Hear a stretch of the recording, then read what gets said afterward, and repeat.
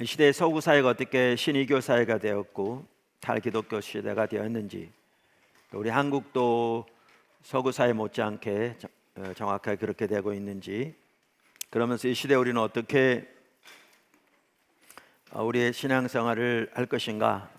그래서 많은 분들이 얘기하듯이 초대교회로부터 배워야 한다라는 것을 이렇게 살펴보았습니다.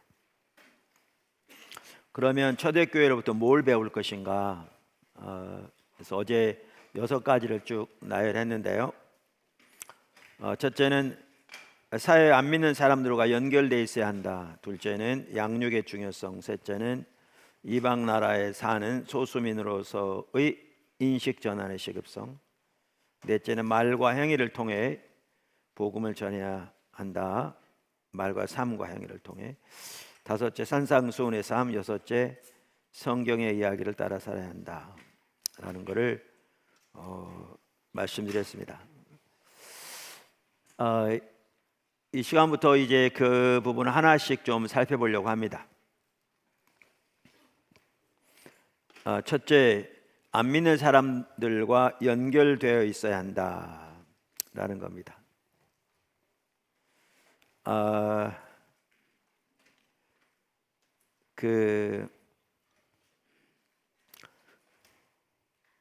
초대교회 당시에 그 열악한 상황에서도, 그리고 기독교가 그렇게 오해를 받고 있는 상황에서도 어떻게 해서 사람들이 교회에 더해졌느냐는 거죠.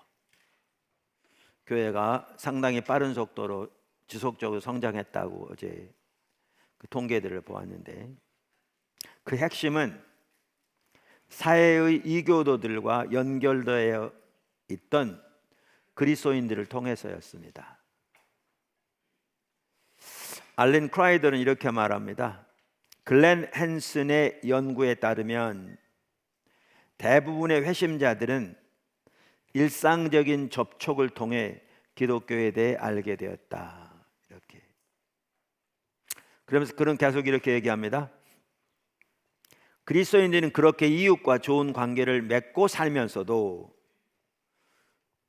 가끔씩 자신들의 신앙에 대한 이야기를 꺼내기도 했다. 이교도였던 세실리우스는 기독교를 매우 이렇게 대적한 사람이었거든요. 혐오하는 어투로 그리스도인들은 공공장소에서는 조용했고 구석에서는 수근거렸다고 평가했다. 그러나 그리스도인들을 신뢰하기 시작한 사람들은 자신들이 갑자기 아프거나 자신들의 가정에 위기가 닥쳤을 때에는 자신들에게 물질적인 도움과 치유, 귀신을 내쫓기 위해 기도해 주었던 그리스도인들에게 아무 거리낌 없이 달려갔다.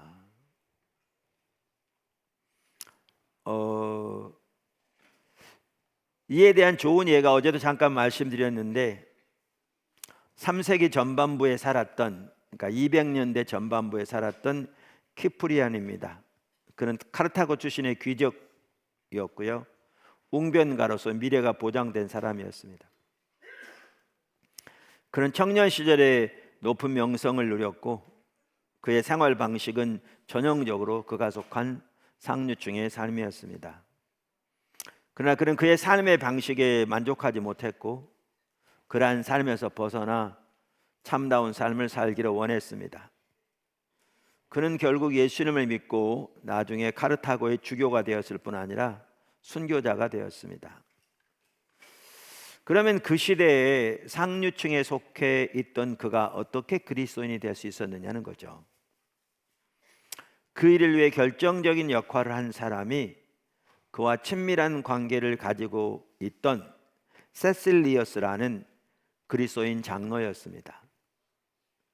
다시 크라이더입니다. 키프리안의 전기작가인 폰티우스에 따르면 키프리안은 세실리어스라는 의로운 사람과 친절한 관계를 가졌다고 한다. 이 그리스도인 장로는 키프리안의 친구이자 영혼의 동료가 되었고 키프리안이 기독교 공동체의 일원이 되기 위해 노력하는 동안 확실한 후원자 역할을 했다. 키프리아는 그곳에서의 강력한 경험을 통해 훗날 주교와 순교자가 되는 새로운 탄생을 경험하게 되었다. 그리고 기쁘게도 이전의 존재를 벗어던질 수 있게 한 자유를 발견하게 되었다. 세실리어스가 키프리안의 친구가 되어준 것이 그가 신앙을 갖고 자유를 경험하게 만든 결정적인 요인이었다. 초기 기독교가 생기고 난 뒤 수많은 사람들이 이렇게 친구의 역할을 했다는 데에는 의심할 여지가 없다. 즉 사회학자들이 반문화적인 종교 집단으로 사람들을 끌어들이는 데 중심적인 역할을 했다고 주장하는 정서적 결속, affective bonds, 정서적 결속이 바로 여기에 작용했던 것이다. 여성이든 남성이든 결코 다가갈 수 없었던 것 같았던 그리스도인의 교회에 다가갈 수 있는 가장 보편적인 방법은 친구 관계였다, 이렇게 말합니다. 그러니까 안 믿는 사람들과 연결돼 있었던 그리스도인들을 통해서 이제 사람들이 교회에 더해지게 되었습니다. 팀 켈러 목사님의 그 탈기독교 시대 전도에 대해서 언급했는데 그 책도 동일한 내용을 말합니다. 44쪽에 보면 가장 우선적으로 해야 할 중요한 과제는 비기독교인과 개인적인 관계를 쌓는 일이다. 그들을 돕고 사랑해야 한다. 그들 스스로 교회에 가지 않을 가능성이 크기 때문이다, 이렇게 말합니다. 예수를 믿다가 교회를 떠나 있는 사람들을 교회로 다시 불러들이기 위해서도 이 부분이 결국 가장 핵심입니다. 어제 탈기독교 시대 전도라는, 죄송합니다, 교회라는 작년에 번역된 그 책 얘기 드렸잖아요. 얼마나 미국에서 성도들이 급속도로 교회를 떠나는지. 그 책 저자들도 설문조사를 통해 교회를 떠난 많은 사람들이 교회로 돌아올 마음이 있다는 사실을 지적합니다. 미국에 경험하더라도. 그러면서 제시하는 것이 가까이에서 그들의 필요를 살피라, 이렇게 말합니다. 그 책 164쪽, 162쪽 이렇게 얘기합니다. 어떻게 해야 이 사람들이 교회로 돌아올 수 있을까? 그들은 우리에게 이렇게 말했다. 어떤 이들은 새로운 친구만 사귈 수 있다면 충분하다고 대답했다. 28%. 그러니까 28%란 말은 응답자의 28%가 이렇게 답했다는 거예요. 이사에서 새로운 친구가 필요해지거나 18%, 외로워지면 20%, 교회로 돌아갈 것이라고 대답한 이들도 있었다. 어떤 이들은 초대해주는 친구가 있으면 17%, 혹은 좋은 공동체를 찾으면 17%, 교회에 돌아갈 것이라고 대답했다. 자녀나 16%, 배우자 18%가 자신을 초대하면 교회로 돌아갈 것이라고 대답했다. 한 이들도 있었다.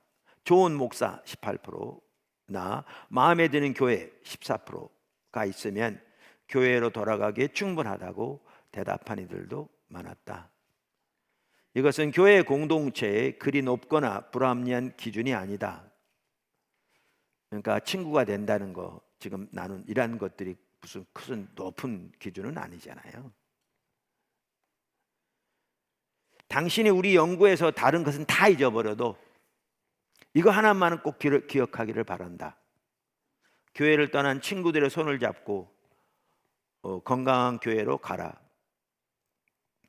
그들을 초대하라.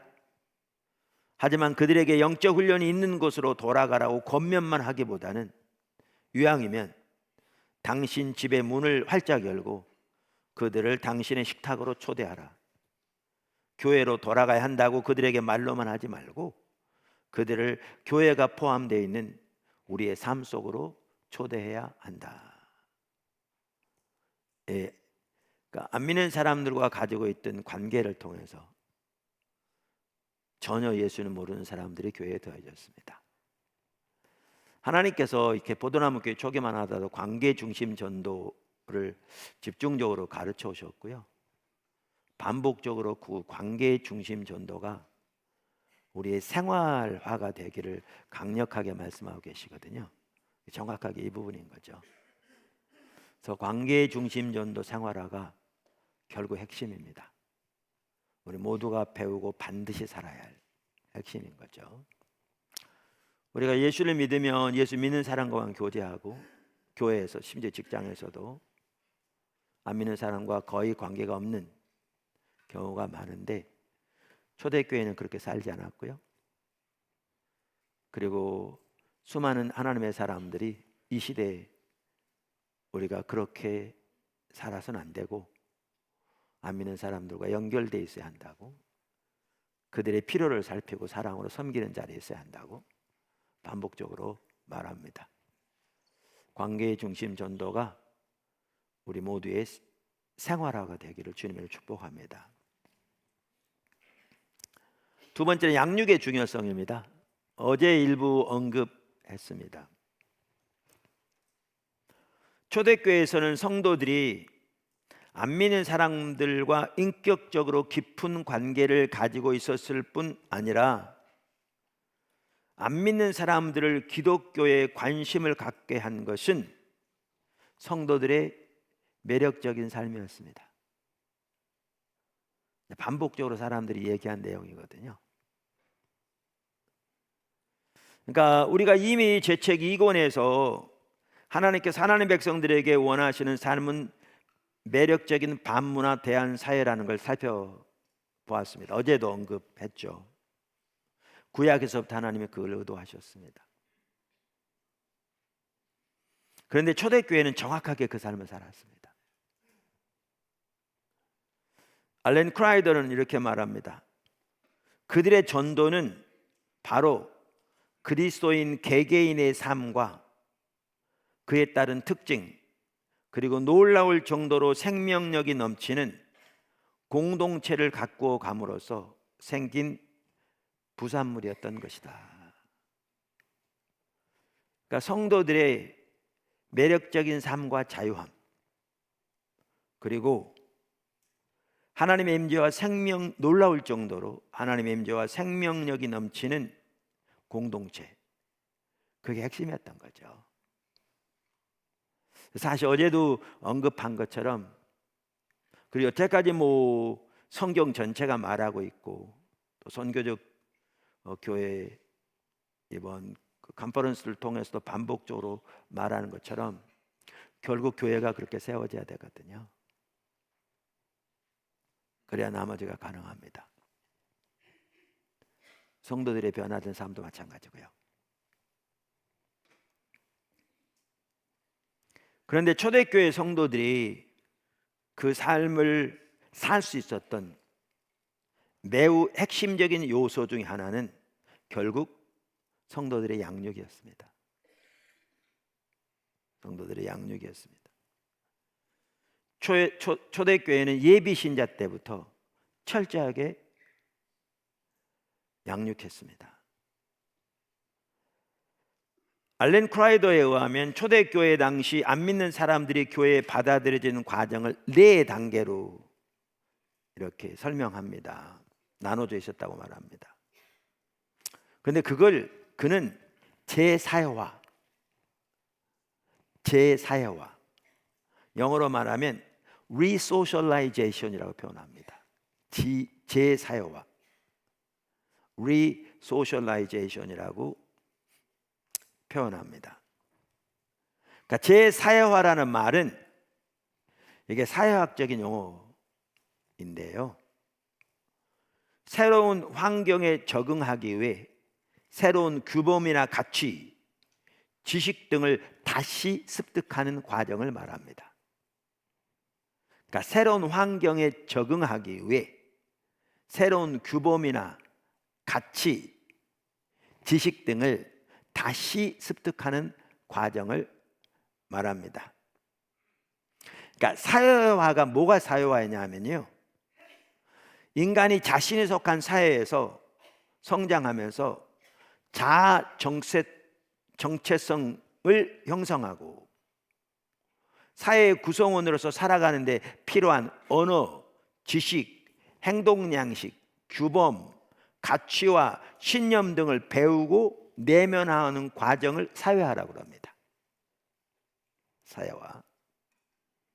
그런데 개인의 사회적 지위가 변화하여 그에 따른 역할을 새롭게 습득해야 하는 경우나 이민이나 이주로 주변 환경이 바뀌며 새로운 환경에 적응해야 하는 경우, 또는 사회가 크게 변동하는 것 같이 사회가 급속하게 변화하는 경우에 재사회화가 필요한 겁니다.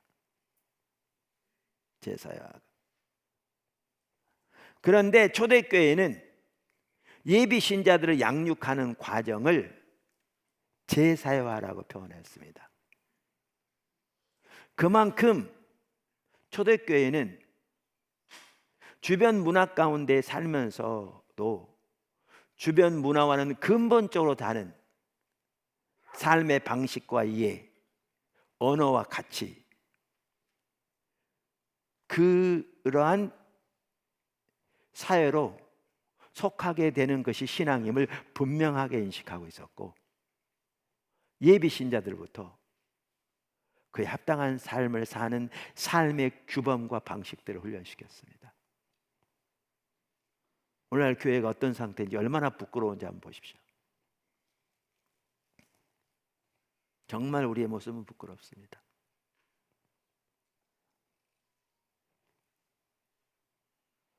그러니까 교회가 합법화되고 나중에 국교화되면서 이런 변화 없이 양육 없이 아무나 교회에 더해지게 되었거든요. 그 지역에 사는 자체가 기독교인이 된 거죠. 신앙에 대한 이해가 완전히 달라졌죠. 그 당시에는 오히려 교인들의 삶으로 인해서 사람들이 그리스도에게 나아가오는 게 방해될 만큼. 근데 이 시대가 어떤 시대냐?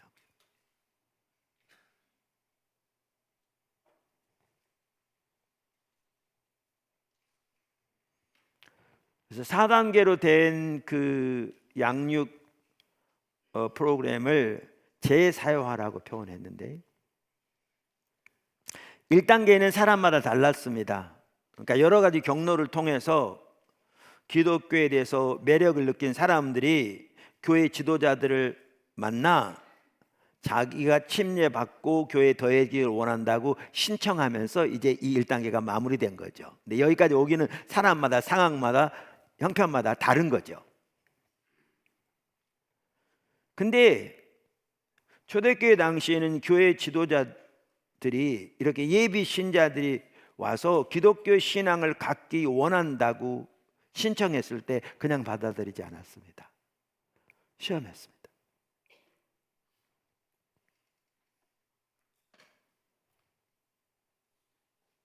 기독교 신앙을 갖기 원하는 그 마음이 진실된 것인지,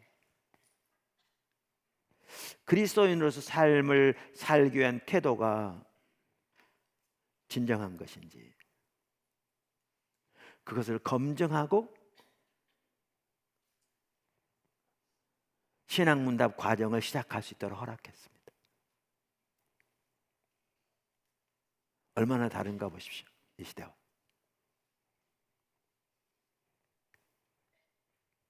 2단계는 말씀드린 대로 신앙문답 과정이었습니다. 이제 예비 신자들은 그들의 옛 가치와 사회와 맺은 언약 관계를 뒤로 하고, 사회와 맺은 관계를 뒤로 하고 이제 회심의 여정에 헌신하게 됩니다. 그들은 입교자로서 이방인은 아니었지만 그렇다고 교회의 정회원이 된 것도 아니었습니다. 이 단계에서 교육은 회심자의 행동을 재형성하는데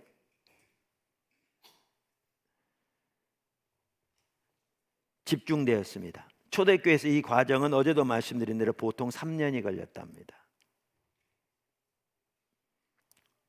심지어 어떨 때는 그 과정이 7년에서 8년 걸리기도 했답니다. 알렌 크라이드의 초기 기독교 쭉 나오는 151쪽에 보면 나옵니다. 그들은 일주일에 며칠씩 아침 일찍 출근하기 전 모여서 1시간씩 훈련을 받았습니다. 이렇게 훈련을 받고 나서 정밀 검사를 받는데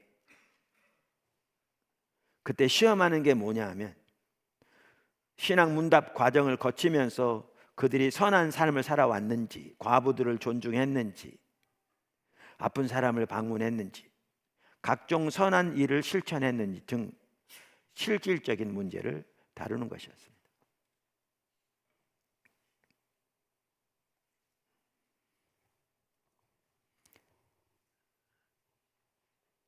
그래서 3단계는 이제 교화의 과정인데 예비 신자들의 행동이 충분히 변화되었다고 판단이 되면 이제 이 3단계로 진입하게 됩니다.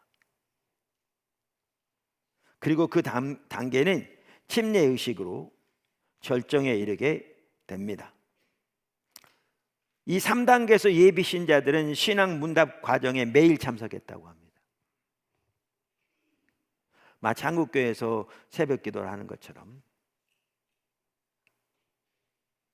그래서 매일 아침에 모여서 출근하기 전에 훈련을 받았습니다. 그리고 어제도 말씀드렸는데 그들은 매일 축사 사역을 받았습니다.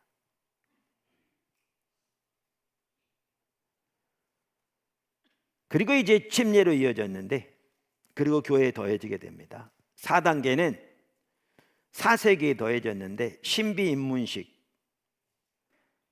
간단한 단계였습니다. 이 단계에서 신앙 문답 교사들은 침례와 성찬식 의식의 의미와 새신자들이 처음 그 의식에 참석했던 경험담을 이렇게 서로 나누면서 이제 교회에 더해진 사람들에게 설명해 주는 그러한 시간이었다고 합니다.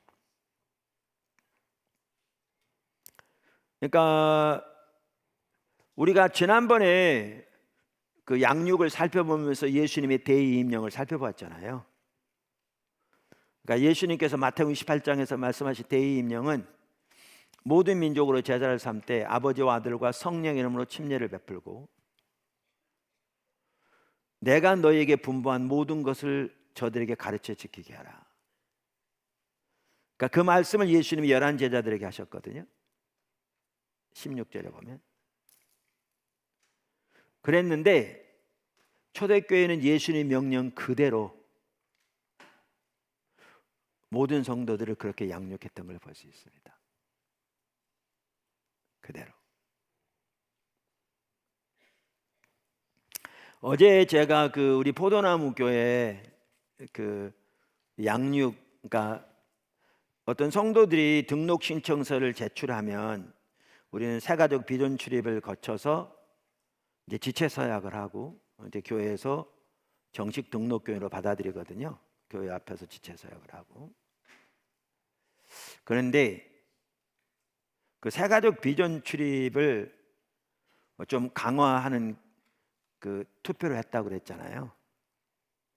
어제 저녁에 이렇게 밴쿠버 초소, 북가주 초소까지 국내 초소들뿐만 아니라 통계를 다 집계했는데 92% 이상이 찬성했더라고요. 5% 정도가 반대했고요. 나머지 작은 수는 기권했고요. 그래서 모두가 이렇게 적극적으로 그렇게 함께 하기를 이렇게 원하는 거죠. 제가 어제 말씀드린 것처럼 강력하게 얘기했지만 투표 끝난 다음에 얘기했거든요. 왜냐하면 제가 강압적으로 성도들이 이끌어가기를 원치 않았어요. 그렇게 한들 무슨 의미가 있습니까?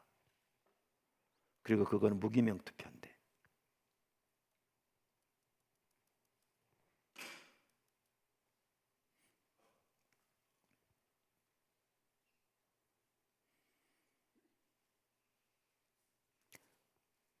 어, 그러니까 하나님께서 그 우리 가운데 함께 하고 계신데 어제 나눈 것처럼 이런 부분들이 지속적으로 계속되고 더 하나님께서 함께 하시면서 하나님이 원래 의도하신 그러한 교회로 그러한 삶으로 우리 스스로는 할 수 없기에 절박하게 주님의 은혜를 날마다 구해야 할지 모르지만 그렇게 살려면 그거라도 필요할 것 같더라고요.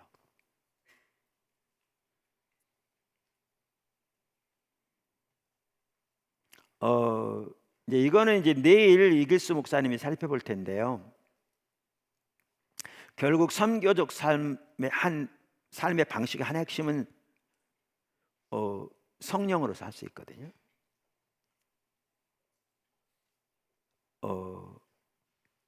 요한복음 21장이 명확하게 말하고 있고요. 그런데 선교적 삶을 사는 한 핵심은 포도나무의 삶이에요. 왜냐하면 요한복음 21장에 아버지께서 나를 보내신 것 같이, just as 똑같이 나도 너희를 보낸다.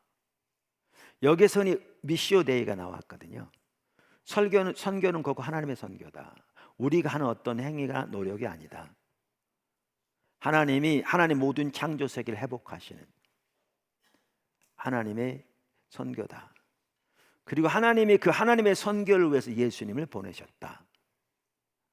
그리고 이제 하나님께서 그리고 예수님이 교회인 우리를 보내시고 결국 우리에게 성령을 보내신다.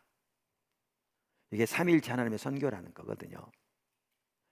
근데 요한복음에서 우리가 볼 수 있는 게 요한복음 전체를 보면 예수님이 말씀과 행위를 통해 하나님의 선교를 감당하시되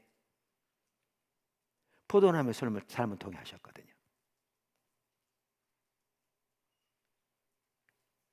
정확하게.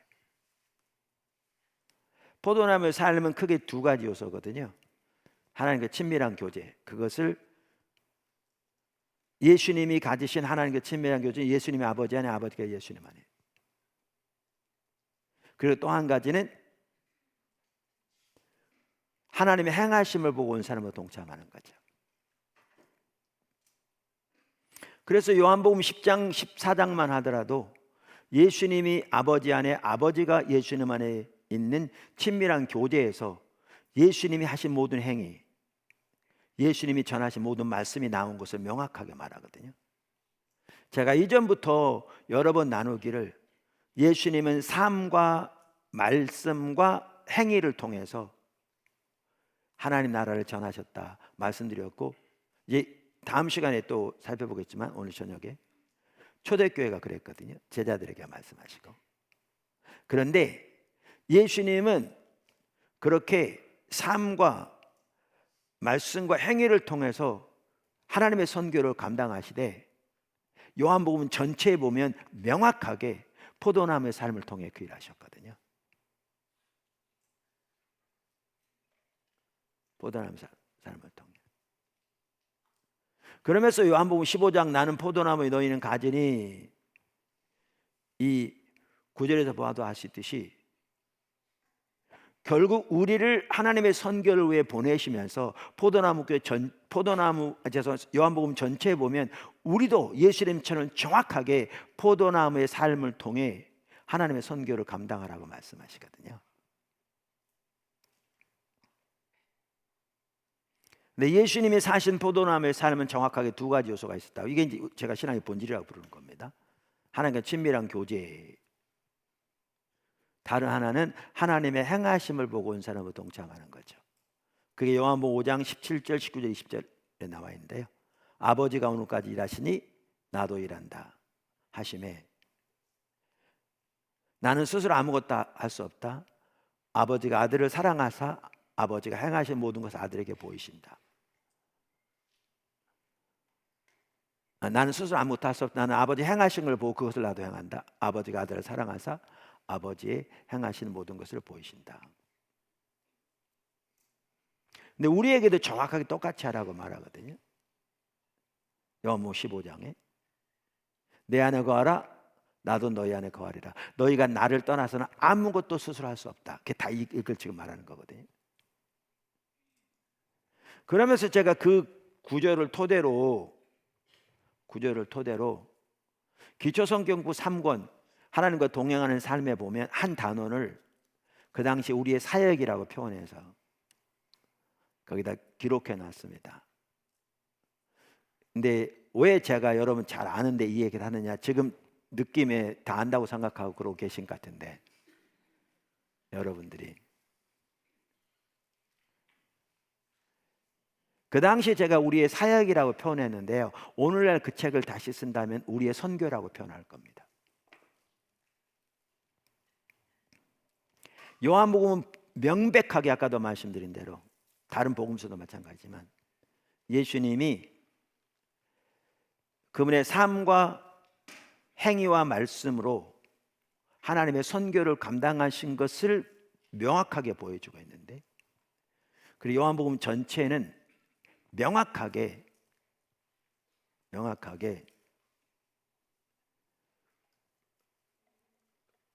그 포도나무의 삶을 통해 예수님이 그 하나님의 선교를 감당하신 것을 보여준다고요. 그러면서 우리에게 정확하게 우리를 보내신다고 요한복음 20장에 말하고 있는데, 21절에 우리가 하나님의 선교를 감당하되 예수님이 사셨던 것과 정확하게 똑같은 방식으로 하나님의 선교를 감당해야 된다고요. 특별히 선교만 하더라도 우리가 선교적 교회 살펴보면서 배우듯이 총체적인 선교를 이해한다면, 그래서 우리의 비즈니스도 선교잖아요. 거기서 비즈니스 애스 미션이라는 말이 나오죠. 우리는 비즈니스 선교로 해야 돼요. 우리의 일이 선교가 돼야 되고요. 여태까지 그렇게 살지 않았다면. 그래서 우리의 선교를 이렇게 포괄적 혹은 총체적 차원에서 이해한다면, 그러면 제가 우리의 사역이라고 말했던, 성경적인 사역의 방법이라고 말했던 그 모든 방법이 우리의 선교의 방법이거든요. 그러면 여러분의 비즈니스 그렇게 해야 돼요.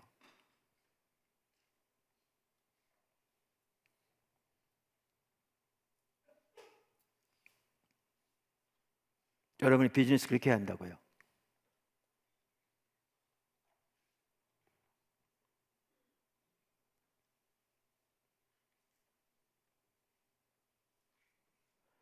목회건 비즈니스건 둘 다 하나님의 선교이기 때문에, 선교 이해하기 때문에 목회를 하는 방식과 비즈니스 하는 방식은 정확하게 똑같아야 합니다. 우리의 사역, 그러니까 그동안 우리가 가지고 있는 개념이 교회에서 하는 사역만 사역이라고 생각하니까 교회에서는 그렇게 한다고 그렇게 생각할지 모르지만, 여러분 직장에서, 여러분의 가정에서, 여러분의 비즈니스에서는 그렇게 안 해도 된다고 생각하니까 전혀 이해가 달라져 있는 거죠. 배우지도 않고.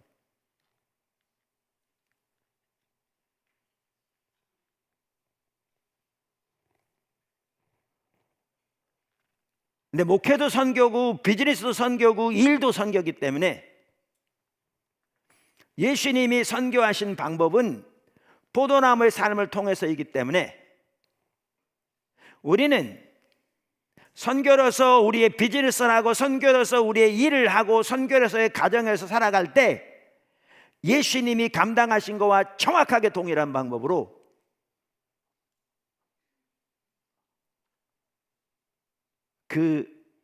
제가 우리의 사역이라고 정리해 놓은 그 방법대로 해야 합니다.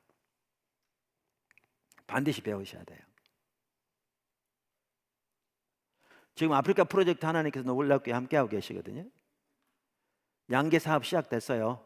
병아리 지금 12,000마리 크고 있습니다. 이제 앞으로 이제 이번 한번 돌아가면 그걸 판단해서 이제 양계장 두 번째, 세 번째 어떻게 지을지 이렇게 또 판단할 것이고요. 예, 가끔 여기 홈페이지, 죄송합니다, 밴드에 보면 그 크고 있는 그 모습을 나옵니다. 여러분 보시면. 그런데요, 그 일 이렇게 초구에 갈 때 제가 목회할 때 하던 방법과 정확하게 똑같이 했습니다.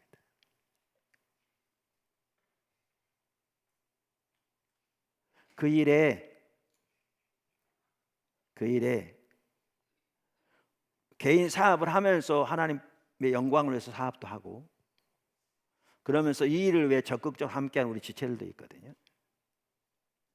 그래서 이 일을 같이 이렇게 해가면서 의사결정을 하고 또 이렇게 다양한 일을 할 때 그 지체가 저에게 한 번 이상 뭐라고 그러는 줄 아세요? 저에게서 비즈니스에 대한 많은 지혜를 얻는다고 그래요.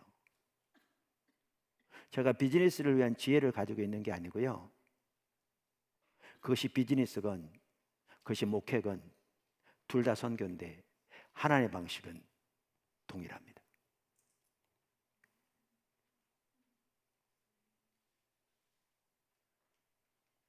잠에서 깨십시오, 여러분.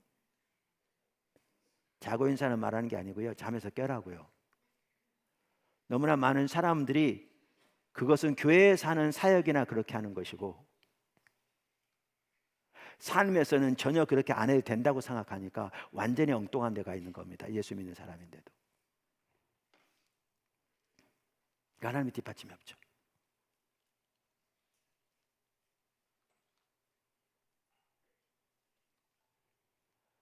근데 목회마저도 그 성경적인 방법대로 하지 않는 경우가 너무너무 많아요. 원래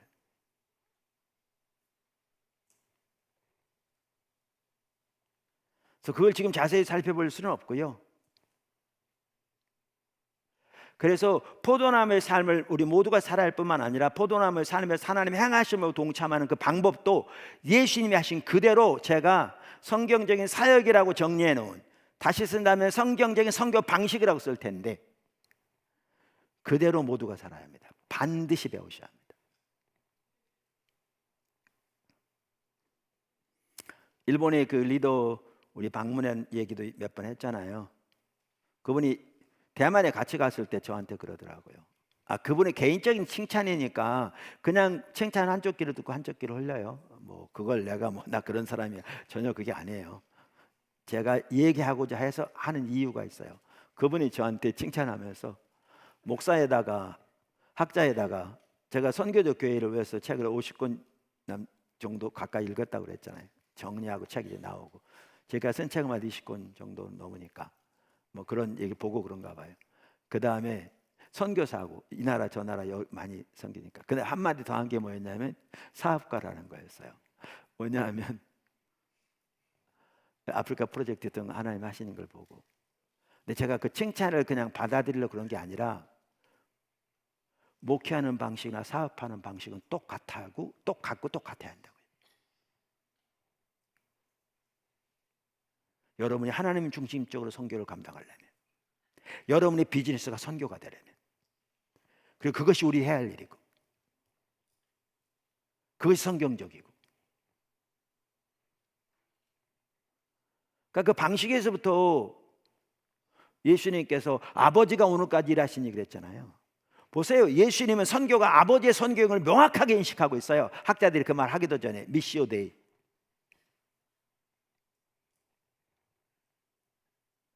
그럼 아버지의 선교를 어떻게 감당하느냐는 거죠. 지금 말씀드린 그런 방법을 통해서 하는 거죠. 자세한 내용은 책을 읽으셔야 되고요. 그렇게 보면 우리가 우리의 비즈니스에서도 우리의 사업에서도 우리의 일에서도 아주 중요한 게 뭐냐면 결국 성령께 민감한 거예요. 왜냐하면 성령께 예민함이 없이 그 삶을 살 수 없거든요.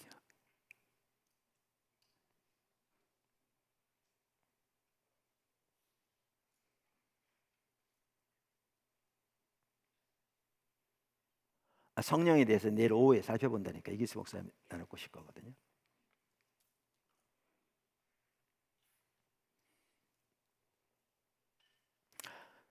제가 지난 주일날 포도나무께서 그 얘기 했거든요. 하나님의 인도하심을 따라갈 때 하나님의 의중에 예리하게 조율돼야 한다. 영어로 얼라인돼야 한다. 얼라인먼트라고 그러죠.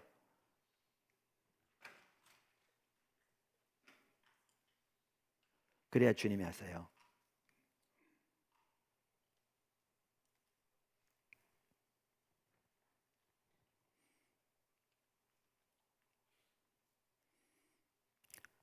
우리 미래관 짓게 된 거 얘기 드렸죠. 도서관이 필요한 게 보였어요. 교회 사교가 다시 필요한 게 보였어요. 초대교회 당시에는 문맹이 워낙 이렇게 광범위해서 교회 사교를 시작했어요. 우리나라 초기에. 사실은요, 학교가 제일 먼저 시작된 것도 교회에서 시작된 겁니다. 초대교회 당시에. 여기 신앙 인문 교육시키기 위해서 일부. 뿐만 아니라 종교 개혁 시대에 학교가 교회에서 제일 먼저 시작됐습니다. 대학도 교회에서 시작됐습니다. 원래.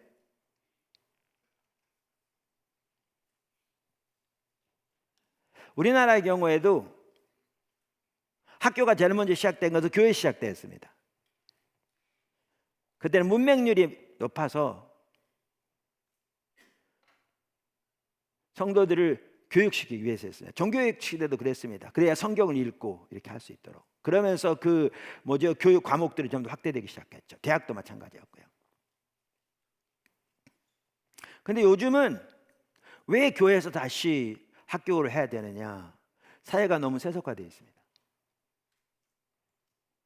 이 상황에서 성도들이 성경 이야기로 무장되어지고 이 시대의 조류 사조들을 하나님의 말씀의 관점에서 분별하고, 그래서 복음에 대한 확신을 가지고 선교적인 삶의 분명한 이해와 목표를 가지고 살아가려면 교육 안 받으면 가능하지 않습니다. 교회만 왔다 갔다 하고 그냥 교회 오면 신앙생활하고 생각하는 거죠.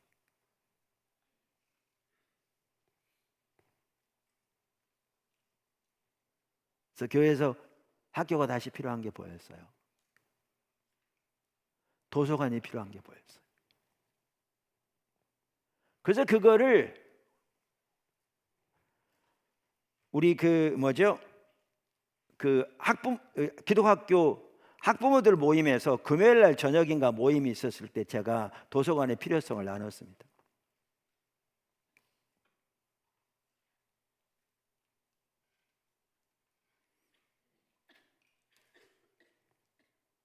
당장 어떻게 할 수 있는 상황이 아니었죠.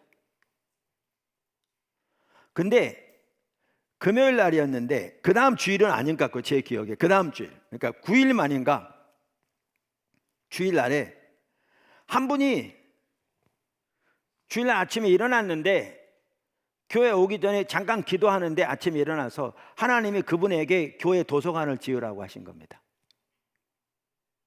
근데 그분은 제가 그런 말 할 때 그 자리에 있지도 않았습니다. 개인적으로 그분에게 그런 중요성을 나눈 적도 없습니다. 그냥 아침에 일어났는데 기도하는데 성령께서 교회 도서관을 지으라는 마음을 주신 겁니다. 그리고 어디다 지을 것까지 말씀하신 겁니다. 아이디어까지. 만약에 그분이 아침에 일어났는데 기도하는데 하나님께서 도서관 지어야 필요성을 말씀하시더라고요. 그런데 지금은 저 뒤에 C동 운동장 있잖아요. 지으려면 거기밖에 공간이 없거든요. 근데 거기다 이렇게 짓기를 원하신 것 같아요. 그럼 저 들어보지도 않았습니다. 그냥 그러세요? 네, 넘어갔겠죠. 왜요? 그거 주차장도 필요하고 운동장이 필요하기 때문에 거기다 건물 지을 수 있는 게 아니거든요. 거기다 건물 지으면 그 공간 거의 다 차지할 텐데. 근데 저는 전혀 생각을 못했는데, 그때 축대가 있었잖아요. 축대를 걸쳐서 짓기를 원하신다는, 그럼 위와 아래가 연결되는, 그럼 주차장은 전혀 문제가 없거든요. 딱 그걸 듣는 순간에 뭐야, 그 하나님 하시는데? 그걸 전에도 제가 그분을 만났어요. 누가 그렇게 했다고 저한테 전해주더라고요. 그래서 전화를 해서 무슨 얘기인지 나한테 와서 좀 설명을 해보라. 근데 딱 듣는 순간 주님이 인도하신 게 명확하더라고요. 그래서 제가 한 거는 그분은 여기 바이나우스하고 평행되게 거기다 이렇게 걸쳐 짓게 하는 거라고 생각했는데 저는 지금 자리 하는 게 훨씬 더 좋을 것 같아서 이 위치만 바꾼 거거든요.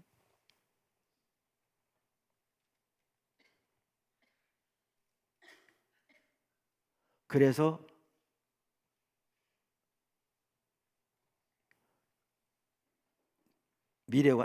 미래관이라 이름 지었는데 이제 지어지기 시작한 겁니다.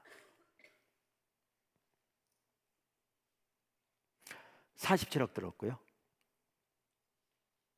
코로나 기간 동안에 20억은 현찰로 채워졌고요. 27억은 상상할 수 없죠. 우리 수준에 코로나 기간 동안 20억은 융자를 받았습니다. 한 분이 뭐 기도하는데 뭐 하나님이 융자 안 받아도 된다고 뭐 그랬다고 그래서 뭐 그분의 기도 감동이고 들을 수도 있고 전반적인 상황을 볼 때 그래서 그렇게 했습니다. 어제도 나눈 대로 처음에 지을 때 도서관이 필요해 지었는데요. 그 건물 되게 크잖아요. 저걸 어떻게 다 쓰나. 궁극전 쓰겠지. 그러나 필요는 분명하고. 원래 또 한 중간쯤 지었다가 헐고 나중에 이렇게 하면 돈을 많이 버리는 거니까 영구 건물을 지어야 할 필요는 분명히 있을 것 같고. 그리고 미래 본당이 그 자리를 비껴가기 때문에 영구 건물을 지을 수 있는 자리인 게 보여졌거든요. 그래서 설계 변경을 저렇게 지은 거죠. 근데 놀라운 사실은 뭔지 아세요? 여호와 일의 하나님이라고 저 건물이 없었으면 어떡할 뻔했어요. 코로나 기간 동안에 저 건물이 있었기 때문에 칸마다 나눠서 예배를 드려서 예배드리는데 문제가 없었고요. 지금 저 건물에 단 한 칸이 비어 있지 않습니다.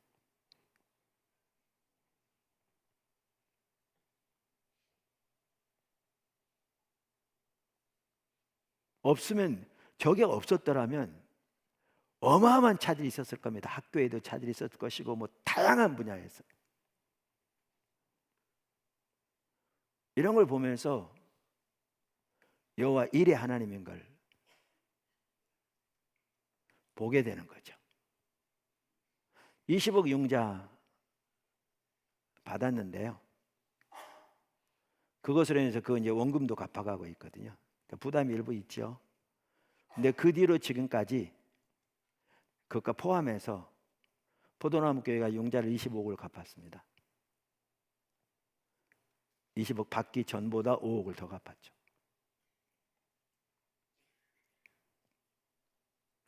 제가 그 얘기 하려고 하는 게 아니고요. 지금부터 하려고 한 얘기를 하기 위해서 그 얘기를 한 겁니다. 학교 이 굴다리 넘어가면 앞으로 학교를 쓸 건물 지어한다고 그랬잖아요. 건축허가는 났습니다.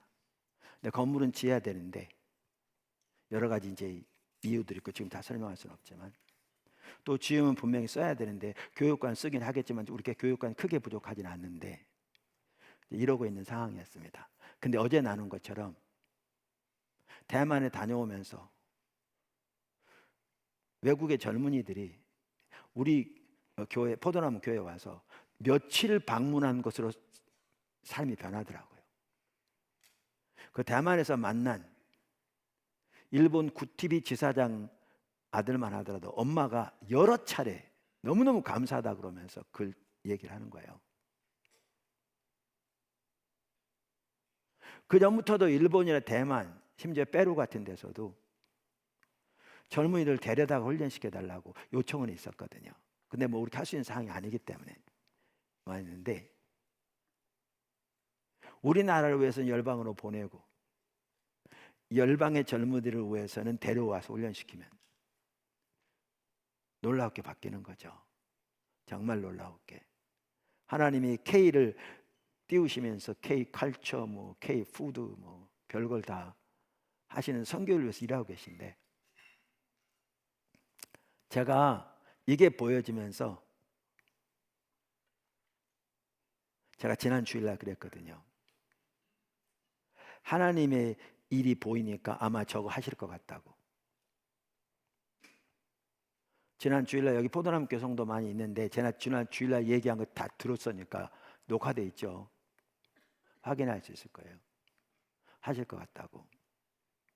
어제 제가 얘기했는데 어제 끝나고 건축위원장에서 저한테 문자가 왔어요. 기술자 5명 다 채워져서 지금 건설 면허 취득하기 위해서 절차 중입니다. 일주일도 안 돼서 일어나는 거죠.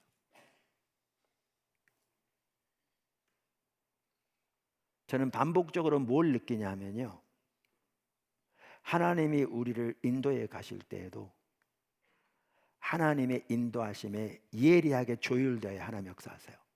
그럼 주님 하세요. 제가 그걸 여러 번 느끼기 때문에 지난 주일날 그렇게 말씀드린 거였거든요. 제가 뭐 때문에 이 얘기하냐면 제가 지금 말한 내용들은 목회하는 데만 적용되는 게 아니라는 거예요. 여러분의 비즈니스도 그렇게 해야 된다는 거예요. 여러분 일도 그렇게 해야 되고 회사에서 그렇게 양육돼야 돼요. 근데 우리는 너무나 많은 성도들이 그냥 주일날 교회만 오면 그게 신앙생활인 것처럼, 그러니까 초대교회에서 너무나 많이 멀리 떠나 있는, 그걸 신앙생활이라고 하는.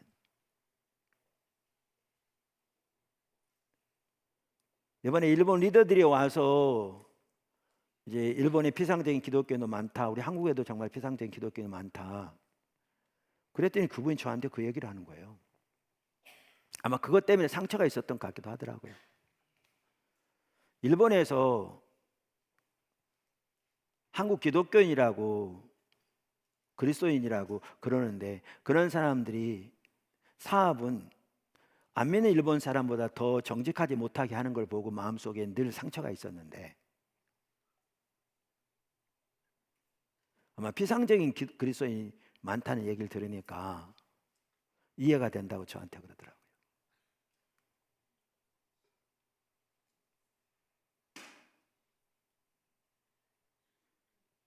같이 왔던 목회자 중에 한 명이. 그래서 다른 얘기를 하다 제가 그랬죠. 그분을 대신해서 이렇게 그렇게 잘못한 거 용서를 구한다, 용서해달라. 그랬더니 그리고 우리 하는 대로 용서한다고 얘기하고 축복한다고 얘기해라. 그랬더니 감사하다 그러면서 예수님으로 용서하고 축복한다고 그러더라고요. 그때 다른 얘기 조금 하다 그분이 그러더라고요. 일본이 한국을 침략한 것과 지금도 일본 정부가 한국에 대해서 하고 있는 것을 제가 용서를 구한다고 그러더라고요.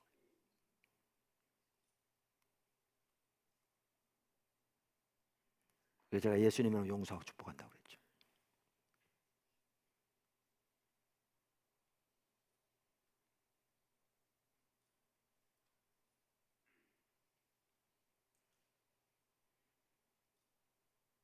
양육돼야 돼요.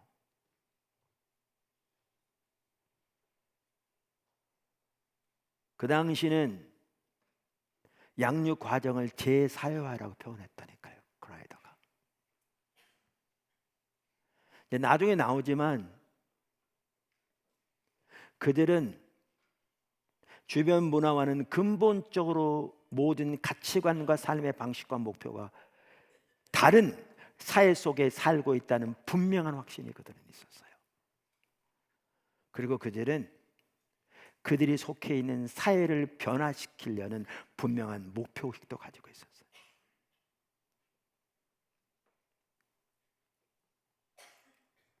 이게 다 선교적 삶의 한 부분들이에요. 살펴본 대로.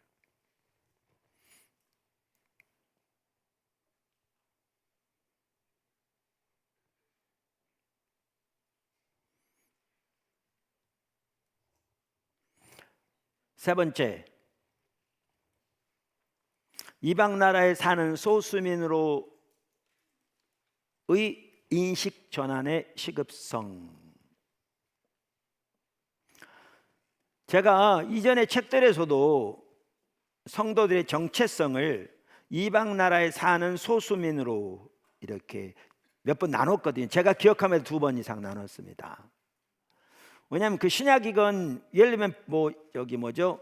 예레미야서건 뭐 아니면 베드로전서 2장이건 성경 여러 곳에서 그 부분을 말하고 있거든요. 또 그 부분이 중요하고요. 그런데 초대교회는 분명히 그 삶을 살았고요. 오늘 절실하게 필요한 것이 그 우리의 정체성을 올바로 인식하는 인식의 전환이 매우 시급합니다. 인식의 전환이 시급합니다.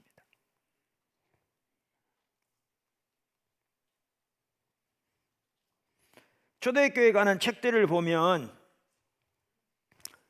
그것이 이방 나라에 사는 소수민이라는 것이 초대교회가 자신들을 이해하는 정체성이었던 걸 볼 수 있고요. 그들은 이방 나라에 사는 소수민처럼 같은 나라에 살되 가치관과 삶의 방식과 목표가 주변 사람들과는 매우 다른 삶을 살았습니다. 실제로.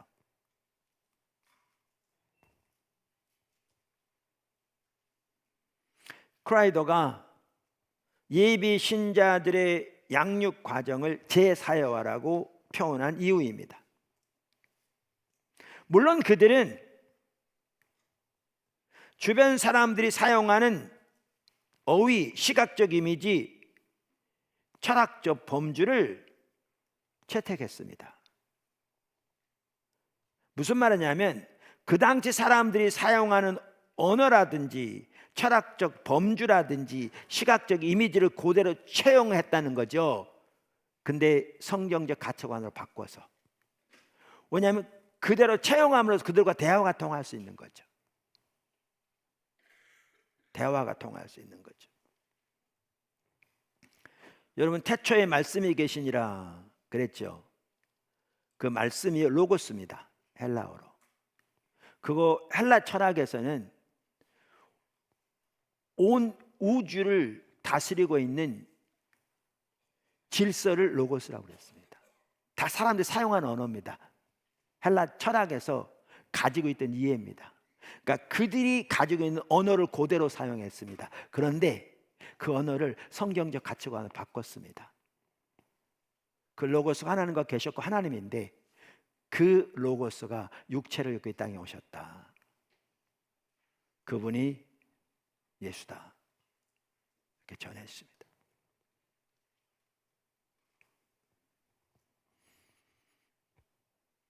이렇게 그들은 주변 사람들이 사용하던 어휘, 시각적 이미지, 철학적 범주를 사용함으로써 주변 사람들과 유대 관계를 맺고 소통할 수 있었습니다. 여기에서 우리가 지난 칸퍼런스에서 살펴본 대로 그들은 문화와의 선교적 만남을 정확하게 옳게 한 거죠. 정확하게 옳게 한 거죠. 이건 지난번 칸퍼런스 다뤘던 내용들이고요. 제 책 4권에 나온 내용들입니다. 그래서 알렌 크라이더는 이렇게 얘기합니다. 우리가 알 수 있는 것은 초기 기독교의 많은 그리스도인들이 스스로 당시의 주된 가치관과 동떨어져 있다고 느꼈다는 점이다. 분명히 그렇게 인식했습니다.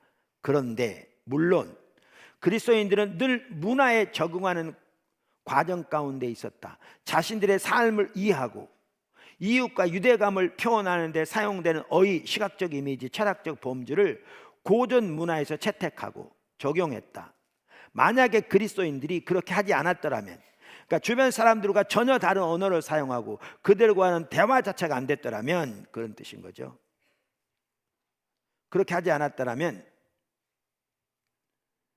어느 정도는 불가해성으로 인한 멸절의 위험을 감수해야 했을 것이다.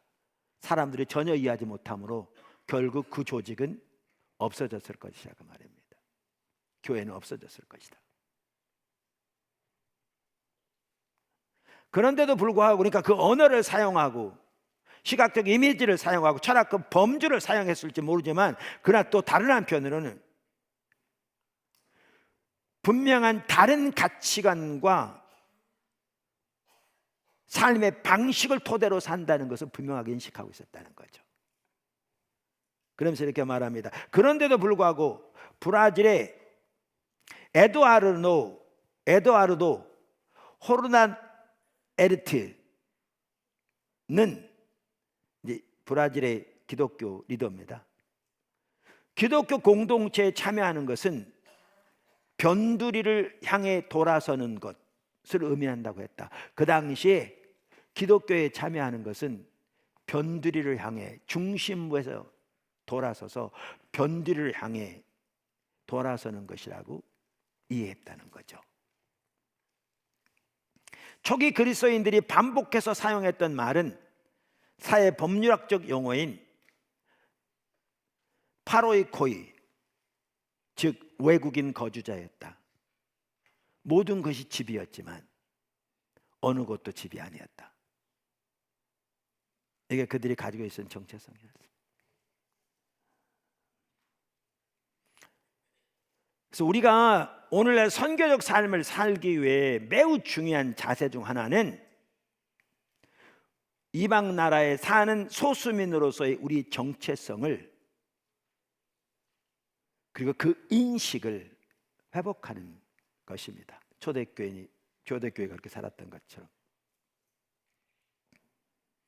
이방 나라에 사는 소수민으로의 우리의 정체성을 이해하는 인식의 전환이 시급합니다. 유럽은 오래전에 이미 신이교 사회가 되었고 미국도 급속도로 그렇게 되어가고 있습니다. 미국도 이미 그렇게 되었다고 해도 과언이 아닐 만큼 그런 상태입니다. 이미 살펴본 대로. 그런데도 불구하고 기독교 국가의 배경에 익숙한 서구 그리스도인들은 이방 나라에 사는 소수민으로서의 정체성을 인정하고 받아들이는 것이 쉽지 않은 것 같습니다. 이게 안 받아들여지는 거죠.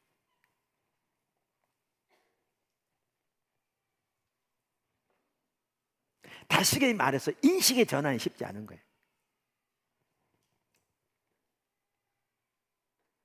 사실 기독교가 로마의 국교가 되면서 교회는 그 정체성을 잃었습니다.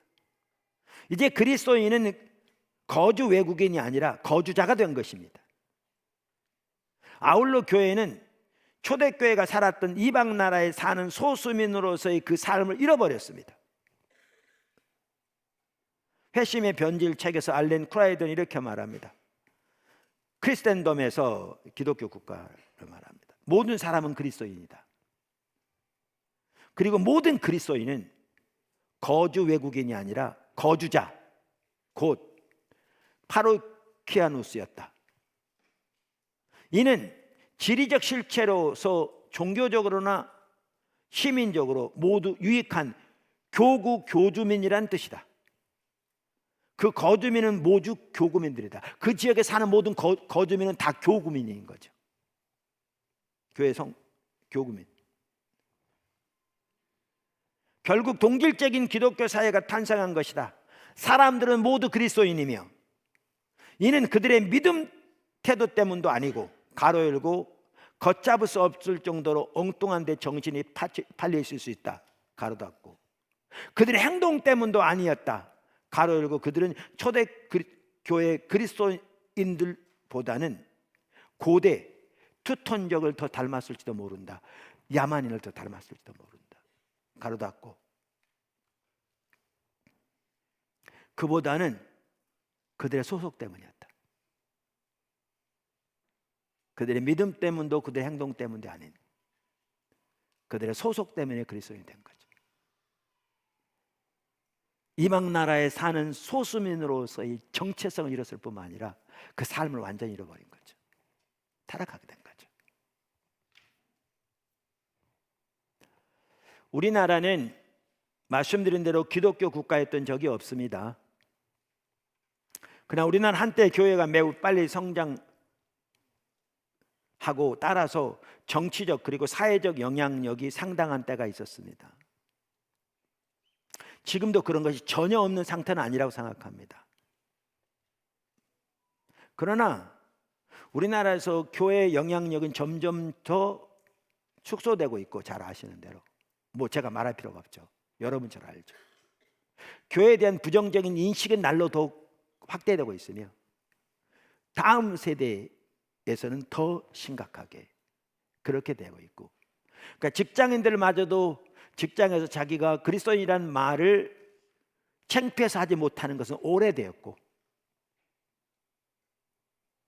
고등학교 학생들이 자기가 교회 다닌다는 말을 친구들에게 왕따 당할까 봐 부끄러워서 하지 못하는 것은 벌써 몇십 년 되었습니다. 그런데도 불구하고 우리나라의 경우에도 초대교회가 살았던 것처럼 이방 나라에 사는 소수민으로서의 우리의 정체성을 받아들이기가 그렇게 힘든 것 같습니다. 오늘 성도들에게.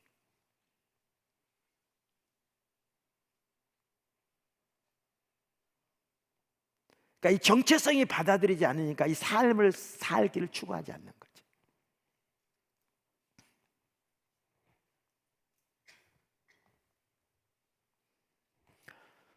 사실 많은 사람들이 동일한 얘기를 하는데요. 조엘 그린이라는 학자는 야고보서를 토대로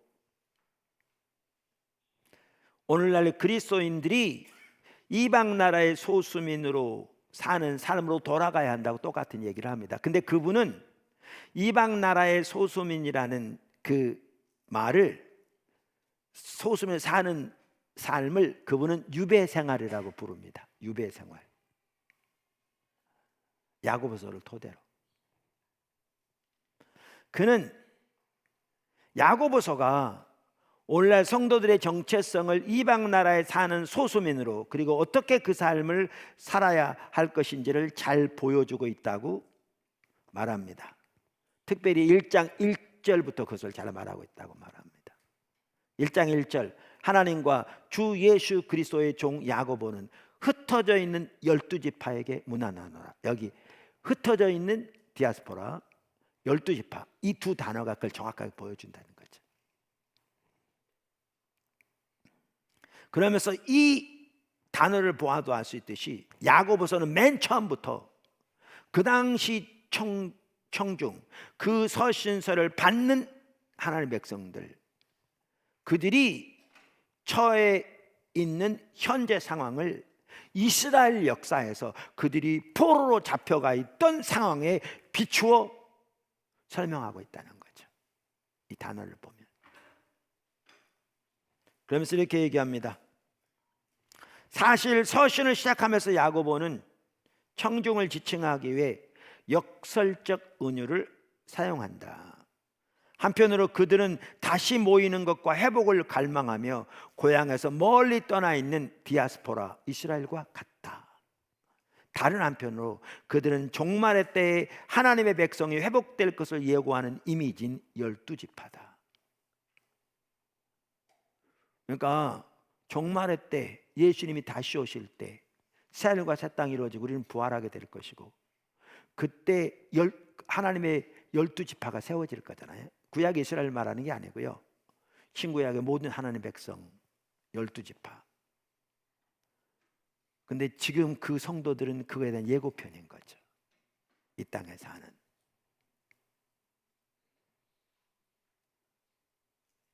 한편으로는 회복되기를 기다리는 이방 나라의 포로로 잡혀가 있는 사람인 동시에 회복될 그 예고편인 12지파로 표현되어 있다, 그런 뜻입니다. 이 땅에 사는 정체성. 우리가 그렇거든요. 이건 지난 컨퍼런스 나눴던 내용들입니다.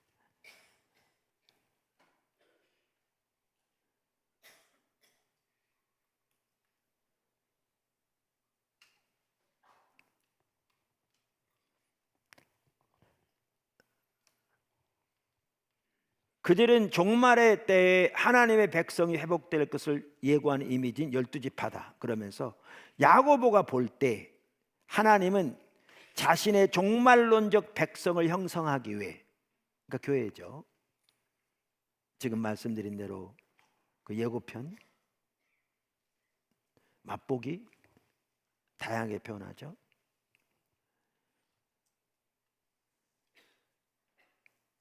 그들을 형상하기 위해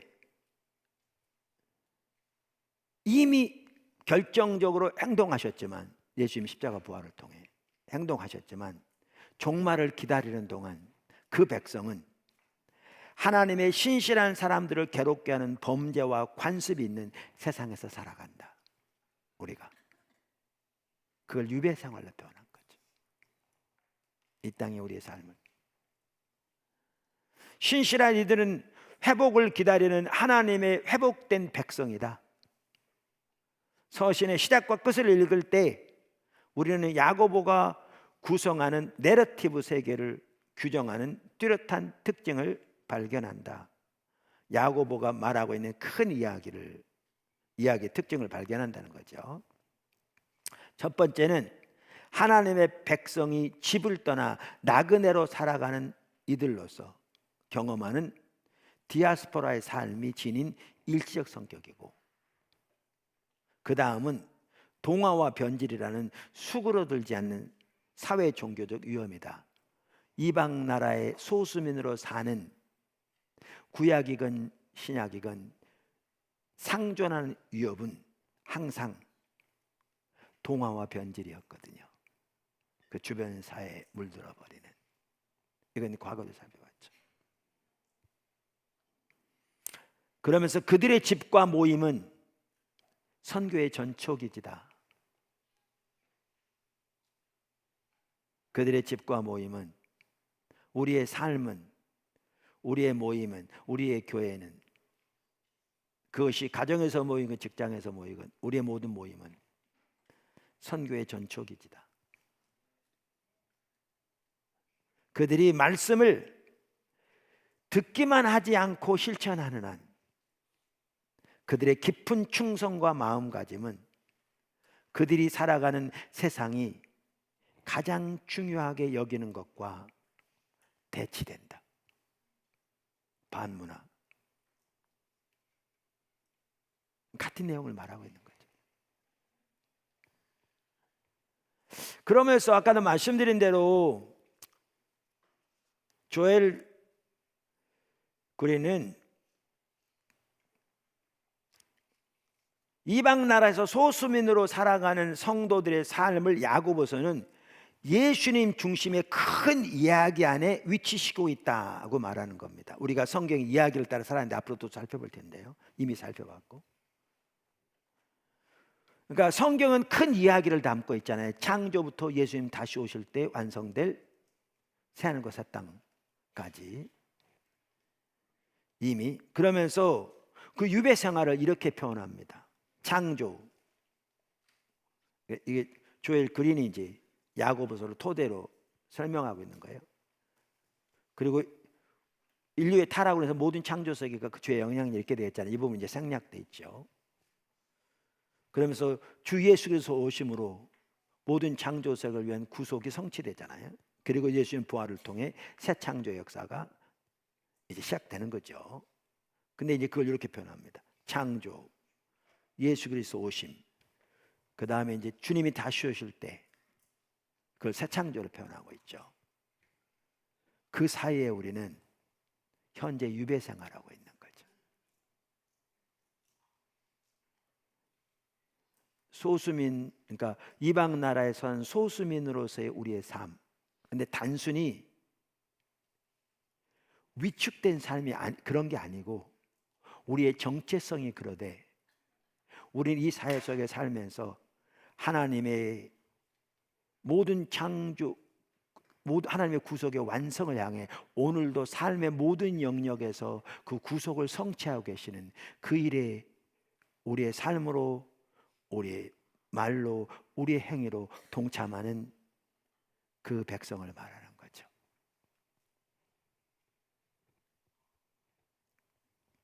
그러면서 그는 야고보 전체가 들려주는 큰 이야기를 따라 우리는 현재 유배 생활을 하되 이렇게 말합니다. 예수님처럼 믿고 예수님처럼 생각하고 예수님처럼 느끼고 예수님처럼 행동하는 것이 중요하다. 그러면서 그걸 세 가지로 요약합니다. 유배 생활의 삶을. 첫째는 유배 생활 받아들이기. 제가 이걸 쓴 것도요, 왜 이걸 여기다 인용했냐면, 누구든지 이방 나라의 소수민으로 산 우리의 정체성을 인식하고 받아들이는 것이 중요한 것임을 강조하고 있다는 거예요. 우리는 그렇게 하지 않고 있다는 거죠. 우리 한국에서도.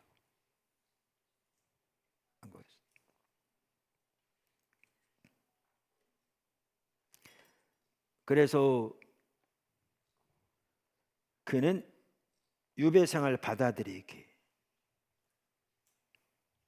하나님의 은혜로운 성품 인식하기, 이것은 우리가 삶을 살아갈 때 하나님께서는 겸손한 자에게 지혜를 주시고 구하는 자에게 후히 주신다고 그랬잖아요. 하나님의 은혜가 풍성하게 함께하는 바, 겸손히 주님을 의지해서 그 하나님의 공급을 경험하고 하나님의 은혜를 체험하는 게 이 유배 생활 살아가는 핵심적인 요소라, 그걸 말하는 겁니다. 할렐루야. 그러면서 이제 세 번째는 뭘 말하냐면, 유배 생활의 삶을 우리는 통합된 삶을 살아야 한다. 그러면서 그분은 리처드 보컴이라고 참 뛰어난 학자거든요. 제가 이분이 쓴 성경과 성교 아주 간단하지만 뛰어난 책이에요. 그분은 제가 책을 읽다가도 번역된 책인데도요, 야, 이분 진짜 뛰어난 사람인 걸 보겠더라고요. 왜냐하면 문장 하나에도요 엄청나게 많은 내용을 한 문장으로 정확하게 표현해서 요약해 놓을 만큼 실력이 뛰어나요. 그러니까 책은 얇지만 정말 이렇게 많은 내용을 함축하고 있어요. 물론 저는 그런 학자가 못 되니까 책이 길죠. 네. 근데 반면에 이런 건 있어요. 그렇게 요약되면 여러분 다 못 알아들어요. 그 속에 있는 내용들을 다. 그러니까 풀어쓸 필요가 있어요. 네. 풀어쓸 필요가 있어요. 근데 그분은 정말 뛰어나거든요. 근데 그분이 야고보서에서 야고보서 전체를 고찰하면서 통합된 삶을 살아야 된다, 그러면서 5가지로 그걸 요약했다고 인용해요. 제가 그걸 좀 더 설명하는 게 필요해서 리처드 보컴이 쓴 야고보서에 대한 책이 우리말에 번역이 안 됐더라고요. 그래서 제가 영어 책을 사왔어요. 아직 못 읽었는데요. 예, 이제 읽고 거기에 나와 있는 내용은 있으면 이제 그 책을 토대로 이걸 좀 설명하려고 그래요. 근데 대강 훑어보니까 그 잘 안 보이던데. 네. 어디서 그걸 봤는지.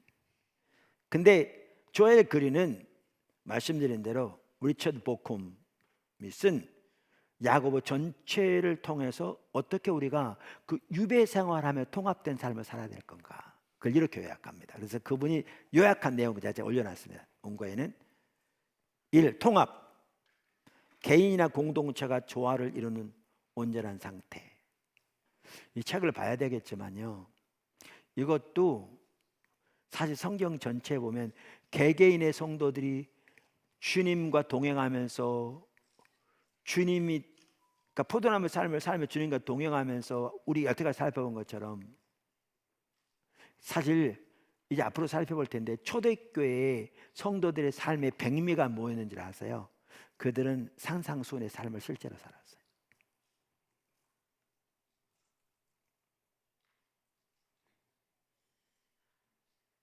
그게 수많은 사람들에게 매력적인 삶이었고요, 진정한 자유한 삶이었고요. 그걸 통해 많은 사람들이 기독교 신앙에서 관심을 갖게 되었거든요. 근데 아까도 말씀드린 대로 반복적으로 말씀드리지만 개개인의 그런 삶과 하나님의 임재와 생명이 넘치는 놀랍게 그 공동체는 항상 조화를 이루었습니다. 초대교회 때는요.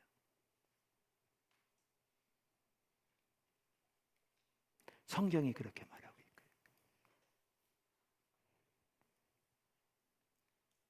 아마 그걸 말하지 않나 싶습니다. 통합. 제가 자신 있게 말씀 못 드리는 건 제가 원래 책을 좀 보고 그 저자가 의미한 바를 확실하게 이해해야 제가 여러분이 자신 있게 말할 것 같아요. 그 의미한 것 같아요. 2번째, 배제. 하나님을 향한 한결같은 헌신과 그것과 양립할 수 없는 신이나 행동을 거부하는 것.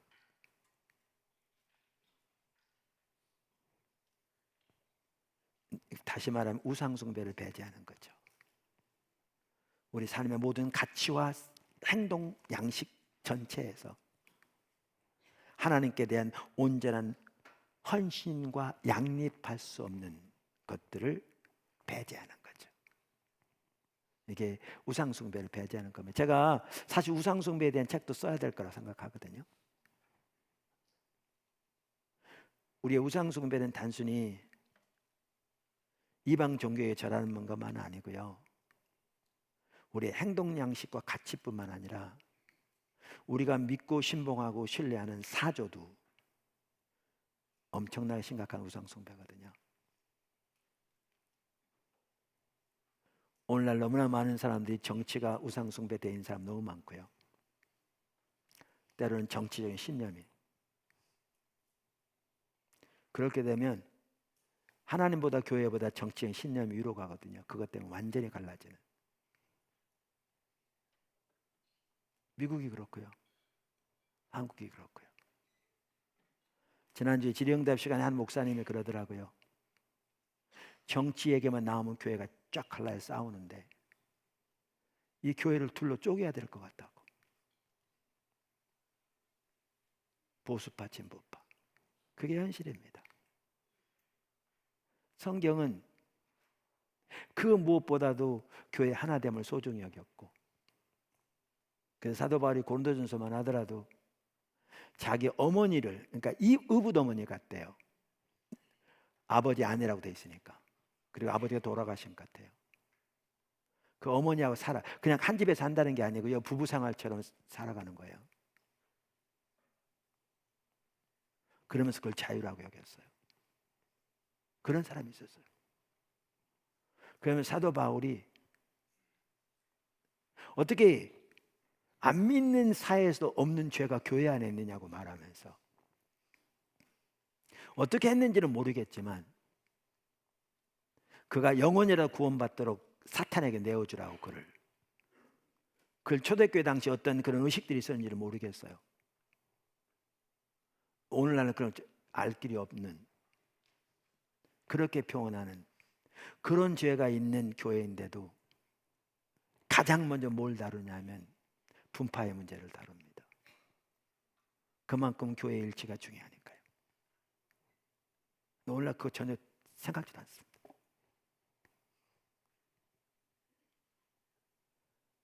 엄청난 우상입니다. 팀 켈러 목사님 이걸 여러 책에서 잘 지적하거든요. 하나님만이 우리의 구세주인데 정당이나 어떤 정치인이나 정치적 이념이 진정한 여러분에게 해결책을 가져다 줄까 생각하면 그거 우상입니다. 그리고 그렇게 되면 그 정치적인 정당이나 그 정치적인 정치인이 하는 것은 일부는 성경적일지 몰라도 일부는 반성경적인데도 불구하고 다 덮어지는 거죠. 그게 오늘 하고 있는 겁니다. 진보 보수 할 것 없이, 보수 진보 할 것 없이.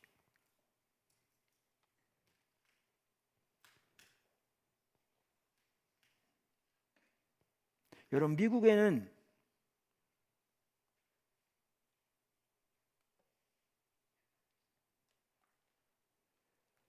복음주의적 보수가 생겼고요, 복음주의적 진보가 생겼습니다. 이들 중에 많은 사람들은 교회 다니지 않습니다. 근데 그들은 정치에서 복음주의적 보수라고 그러면서 몇 가지 보수 진영이 소주경인 것을 위해서 그들의 목숨을 내놓을 만큼 투쟁합니다. 근데 진보 진영에서 소중히 여기는 제 원고인에 있습니다만 소중히 여기는 성경적인 가치에 대해서는 소홀히 합니다. 반대로 진보, 그들은 기독교의 이름을 내세운 진보입니다. 그리고 성경적 가치 중에서 진보 사상에 합한 것은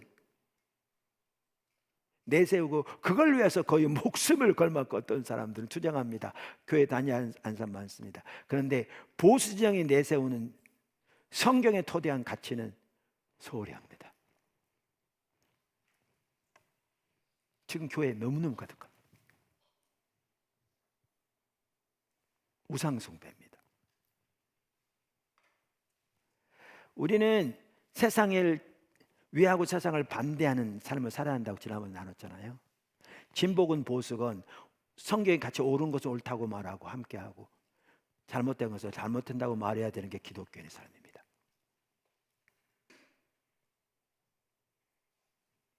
정신 차리십시오, 여러분. 분위기가 싸한 이유가 여러분 중에 그런 사람 많은 것 같아요.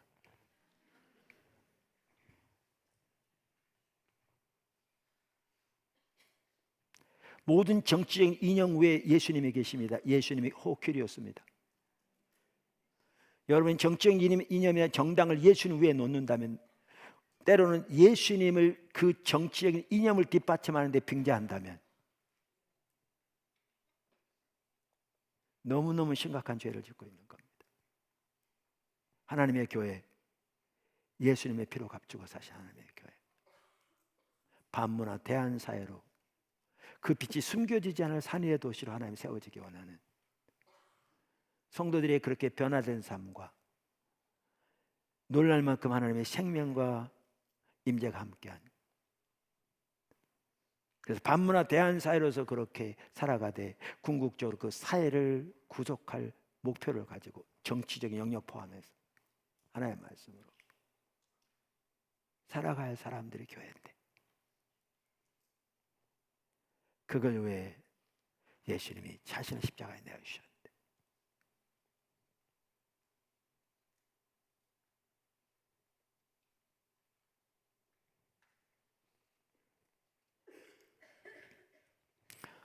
세 번째, 완성. 성숙하게 자라는 것과 하나님의 가르침 전체를 삶에서 현실하는 것, 사실 우리 신앙이잖아요. 그래서 앞으로 우리 이제 많이 계속 배워갈 거거든요. 결혼에 대한 하나님의 길도 배워갈 거고요. 살펴보게 됐고요. 과거에 대해 비즈니스에 대한 하나님의 길도 배워갈 거고요. 관계에 대한 하나님의 길도 우리는 많이 배워왔고요. 삶의 모든 영역에서 일관성, 개인의 모든 것, 삶의 모든 것, 공동체의 모든 것, 궁극적으로 우주 전체가 일관되게 하나님께 헌신하는 것. 이게 뭐예요? 우리 삶의 모든 영역이 일관되게 하나님께 헌신되는 것이 우리 신앙의 목표죠. 우리 삶의 목표고 그걸 위해 살아가는 거죠. 초대교회는 복음의 핵심이 예수님이 주님이시다라는 거였다니까요. 예수가 호키리오스. 그래서 초대교회는 예수님이 우리 삶의 모든 영역에 주님이 되기를 추구하는 삶을 살았어요. 그게 선교적 교회예요. 그게 선교적 삶이고요.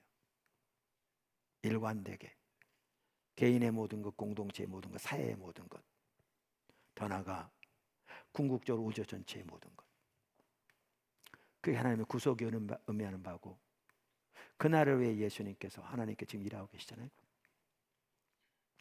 주님이 다시 오실 때 완성될 것이고,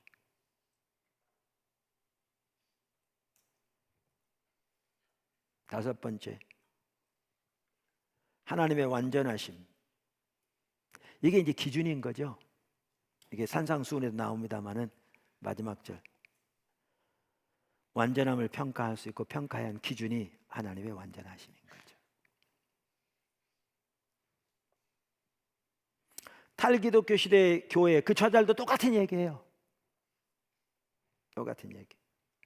그 책 후반부에 보면, 그래서 이 시대에 대한 상황의 해결책으로 뭐라고 말하는가? 이방 나라에 사는 소수민으로 삶을 살아야 한다고 말해요. 똑같이 말해요. 그들은 그것을 나그네의 삶이라고 부릅니다. 표현만 다른 거죠. 조엘 그리는 유배 생활이라고 표현하고. 그러면서 이렇게 말합니다. 그들은 미국을 염두에 두고 말했다는 걸 기억하십시오. 이렇게 말합니다. 오늘날 크리스천들, 특히 우리 다음 세대들은 권력의 변두리에서 살 가능성이 높다. 미국도 이제. 하나님의 백성에게 이것은 특이한 상황이 아니다. 이것은 창세기 3장 타락 이후로 내내 우리의 기본적인 상태였던 것으로 돌아가는 것이다. 원래 이게 하나님의 백성의 정체성이었다는 거예요. 원래 그리로 돌아가는 것이다. 하나님의 백성의 가장 흔한 모습은 나그네 상태다. 이렇게 표현합니다. 그러면서 그 책에 보면요, 사도행전 11장 19절에서 30절을 토대로 해서 나그네 삶에 대한 6가지 성경적인 진리를 말해요. 나그네 삶은 이렇다라고 6가지 진리를 말해. 제가 설명할 시간이 없고요, 책을 보시면 설명이 다 돼 있어요. 책 사서 보시고요. 6가지 이렇게 말합니다. 나그네 삶은 복음 전도를 촉진한다. 오히려 나그네 삶은 권력이라는 우상에 맞선다. 나그네 삶은 하나님을 의지하게 한다. 하나님 의지하게 하죠. 네. 나그네 삶은 새롭고 더 좋은 정체성을 갖게 한다. 나그네 삶에는 제자 훈련이 필요하다. 양육 필수죠. 나그네 삶은 후히 베풀게 만든다. 자, 그러면서 제가 이 마지막 부분에 대한 설명만 간단히 거기다 제가 그분들이 말한 걸 인용해 볼게요. 그 책 280쪽 81쪽에 나온 내용인데요. 나그네 삶은 이 신자들에게 후한 마음을 끌어냈다. 초대교회 당시 그랬다는 거예요. 나그네로 살면서 특권의식을 품거나 인색해지기는 힘든 법이다. 어차피 이 땅에 다 쌓아놓고 살 게 아닌데. 이런 보기 드문 후함은 다른 신자들에게만 향하지 않았다. 교회 안에서 다른 신자들에게만 향하지 않았다. 초대교회는 그랬거든요. 나중에 나오지만 그들은 지역의 다른 주민들, 심지어 불신자들까지 가리지 않고 도왔다. 불신자들은 우리가 후하게 베푸는 모습을 보면서 우리가 근본적으로 다른 가치체계에 따라 산다는 사실을 알 수 있다. 그러니까 제 아내가 기도하면서 반복적으로 하나님 주신 감동 저한테 전해주는 게 뭐냐면 사렙당 과부의 복이 너희 복이다. 그 감동이거든요. 그렇게 사는 게 우리의 정체성이라는 얘기예요. 그리고 이사야서 58장을 토대로 하나님은 포도나무교회 개척 초기부터 그 사람을 집중적으로 훈련시켜 오셨거든요. 사렙당 과부의 복이 너희 복이다. 이거요, 나그네 삶을 말하는 거예요. 이분들이 말하는 대로.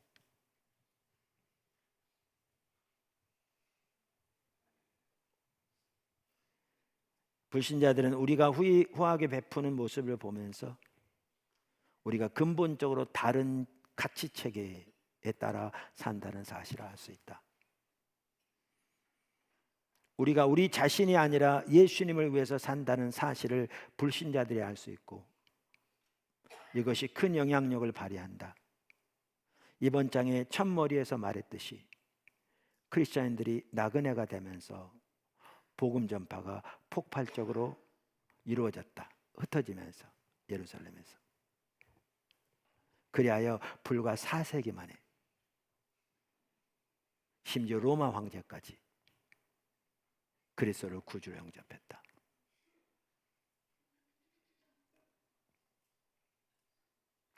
오늘 초대교회로부터 배워야 할 삶에 대해서 6가지 제가 설명한 중에 3가지를 살펴보았습니다. 첫째는 사회의 안 믿는 사람들과 연결되어 있어야 한다. 둘째는 양육의 중요성. 셋째는 이방 나라에 사는 소수민으로서의 인식 전환의 시급성 살펴봤습니다.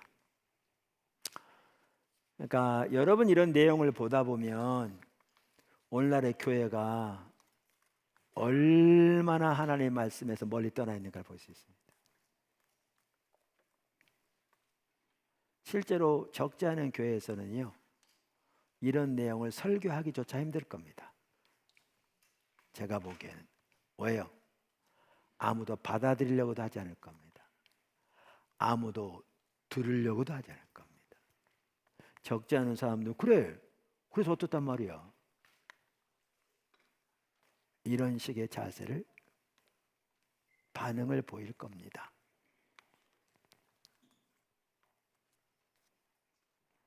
제가 때로는 여러 나라 리더들 또 이렇게 목회자들을 이렇게 만나면서도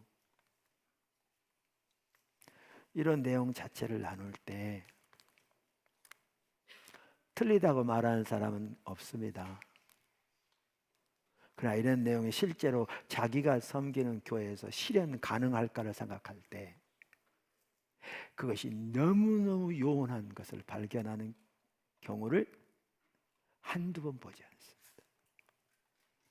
그만큼 우리는 하나님의 길에서 멀어져 있습니다.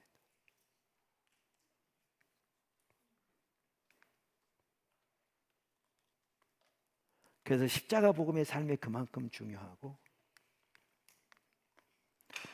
그 십자가 복음의 삶이 선교적 삶으로 열매를 맺는 대로 나가야 되는 겁니다.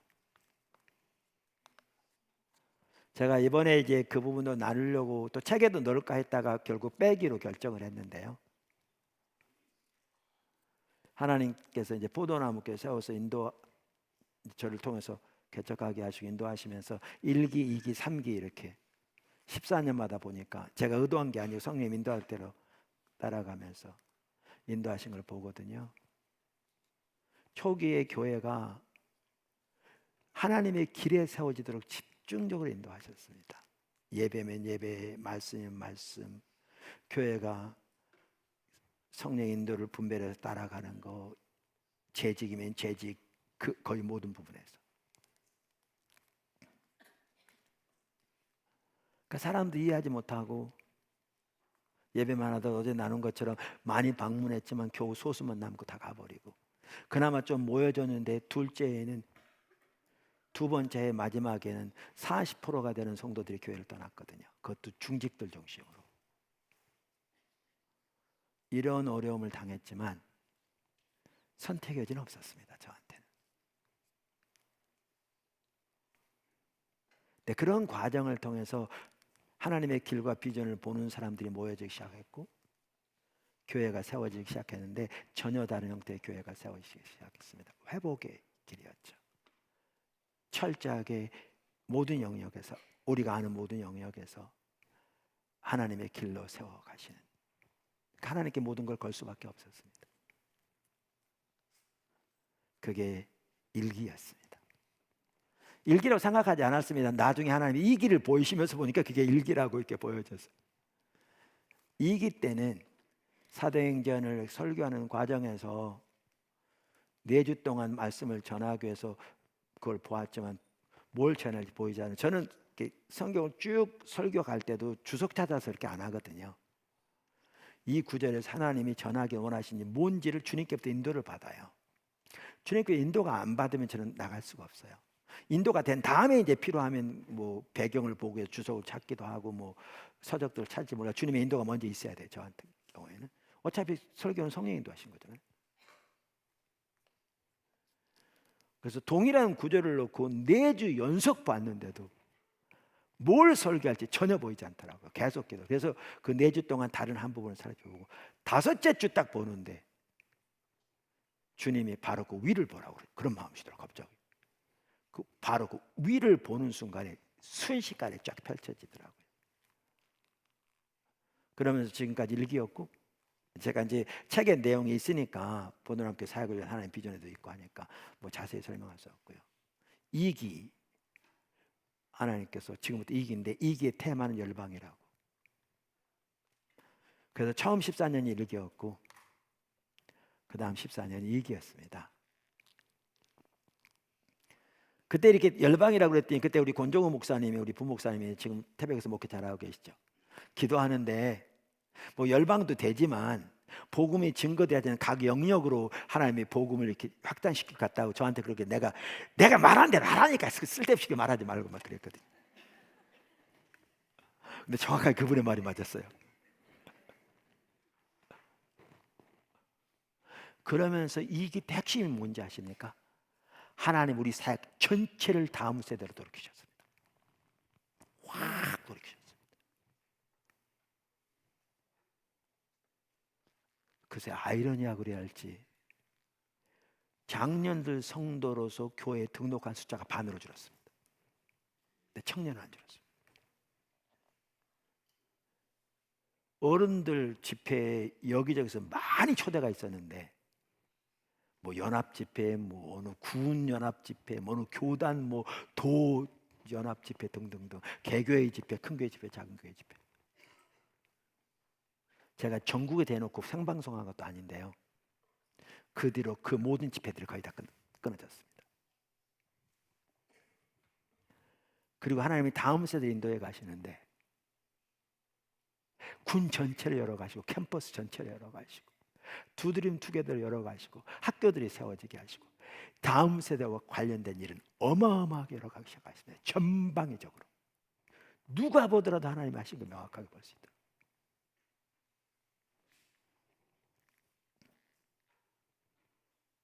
이게 인간의 계획에서 나온 게 아닌 성령의 인도하심이라는 걸 명확하게 의심할 나위 없이 볼 수 있을 정도로 인도에 가셨습니다. 그러면서 2019년부터 이렇게 늘 고민이 우리 성도들을 어떻게 일터에서 하나님 나라에 살도록 이렇게 양육할까 이런 게 늘 마음속에 있었습니다. 그래서 뭐 하나님 나라에 대한 이렇게 주제별 설교도 일부 하기도 했지만 늘 이렇게 좀 부족한 느낌이 있었는데 로잔에서 2019년에 마닐라에서 뭐죠? 일터 사역 포럼이라고 하는 1차 대회하면서 이거다 싶어서 거기 가면서 그때부터 이제 일에 대해서 나누기 시작하고 그리고 하나님의 선교적 교회를 인도하신 게 명확하게 보였습니다. 근데 깜빡 잊어먹었는데 날짜를 개설해 보니까 우리는 부활주일이 창립기념일인데 그래서 내년이 30주년이거든요. 작년 부활주일부터 3기가 시작되었더라고요. 근데 3기는 정확하게 선교적 교회를 인도하고 계십니다.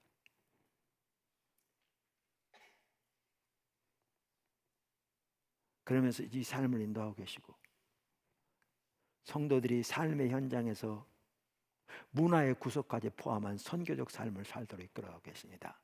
그 결과요 어마어마하게 나타내라고 생각합니다.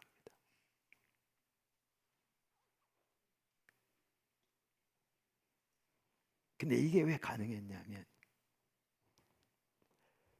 회복의 과정을 거쳐왔기 때문에 가능했습니다.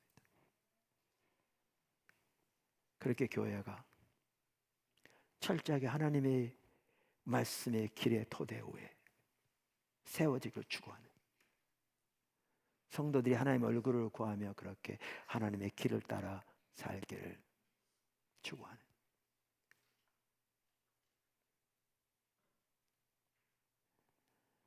제가 교회에서 선교적 교회 그 시리즈를 설교하면서도 그 얘기 많이 했거든요. 우리나라에서 큰 교회 작은 교회를 떠나서 제가 이 설교를 할 수 있는 데는 우리 교회밖에 없을 거다.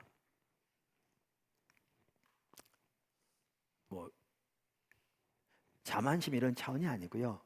무슨 얘기냐 하면 어느 교회에서 도대체 무슨 말인지 모르겠다고 하는 설교를 1시간 반씩 하는 걸 용납하겠습니까?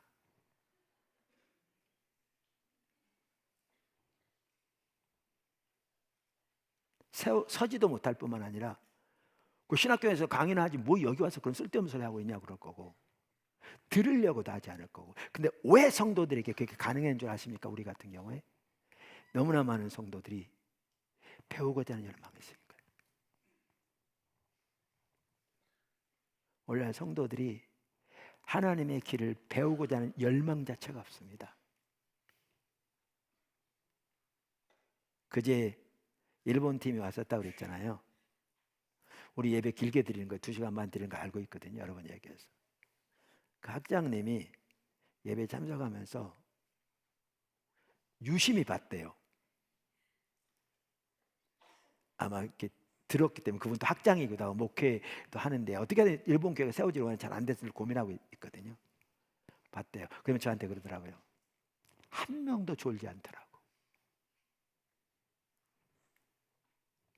어느 교회를 가든지 1, 20%는 조는데 자기가 예배 시간에 안 그래도 그걸 유의해서 다 돌아봤대요. 이렇게 다 돌아봤는데 그분 편에 단 한 명도 졸지 않더라고.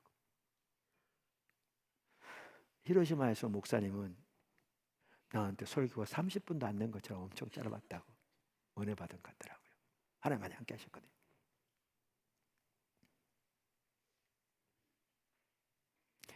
이 삶을 살아야 되는데 우리 현실이 그런데 문제가 뭔지 아십니까? 이 삶을 살도록 준비되어 있는 교회가 많지 않습니다. 그게 현실입니다. 왜? 우리는 교회 성장을 추구하기 위해서 성도들을 바로 양육하지 않았고 메시지만 해석시켰고 하나님의 길에 세워지기를 추구하기보다 영향력 있는 사람, 돈 많은 사람들이 교회에 남아있는 것이 중요했고 이렇게 돼버렸으니까요.